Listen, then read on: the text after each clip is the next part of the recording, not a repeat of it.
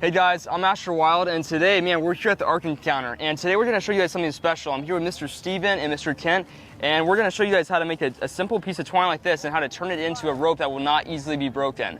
You guys are watching Trail Hats.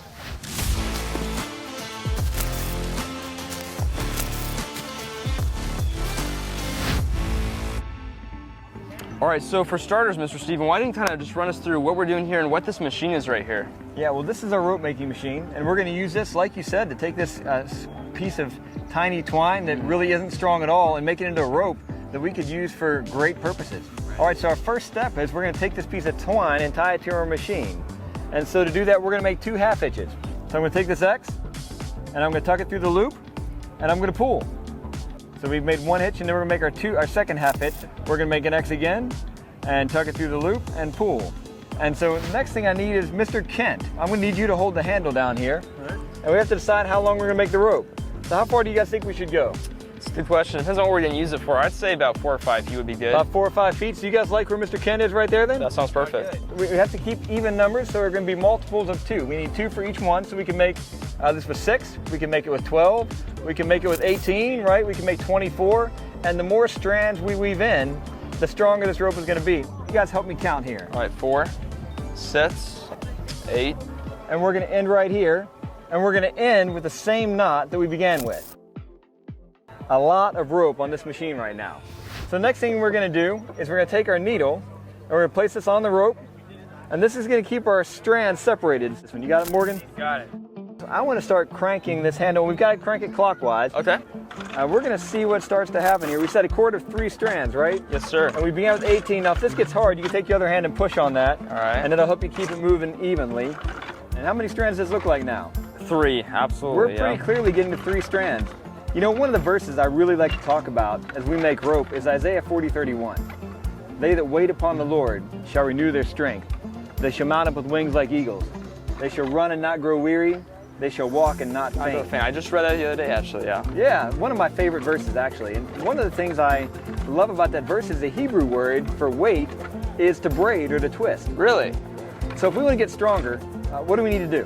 Probably start working out. I don't know, do something hard, you know?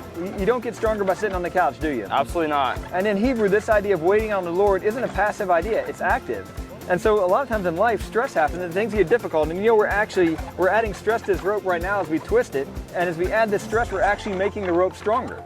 And so we watch this stress come and we say, Lord, what are you doing? I don't understand. Things are difficult. Things don't make sense. But you know, the Lord says that He works all things together for our good. And so we've seen this stress and we've really strengthened this rope. And now the time has come to see what's been happening with all this. So I'm ready. Morgan, go ahead and move that needle forward. And let's see what's been happening here. Go ahead. And so we begin to see what God's purpose has been all along, and we see the purpose here with all the stress and the strain we've been putting on this rope. It's pretty incredible. And you know, right now, if we stopped and we took this rope off the machine, what do you think would happen? It'd fall apart and unravel. So? It absolutely would. Now, I don't happen to have any wax here. Mr. Kent didn't bring wax along. I'm going to blame this on him. But what I can do is I can whip this rope. So I'm going to take this one single strand of rope, fold it in half, and I'm laying this on top of my rope. All right, so I have a loop on this end, and I have a tail on this end, and then I have a really long tail on this end. And what I'm going to do is I'm going to begin to wrap this rope around the bigger rope, and this is called whipping. And what we're going to do is we are going to bind these strands together. I'm going to take this last tail on my rope and stick it through the loop, and I'm going to grab it. And then we come here to my other side, and I'm going to pull this.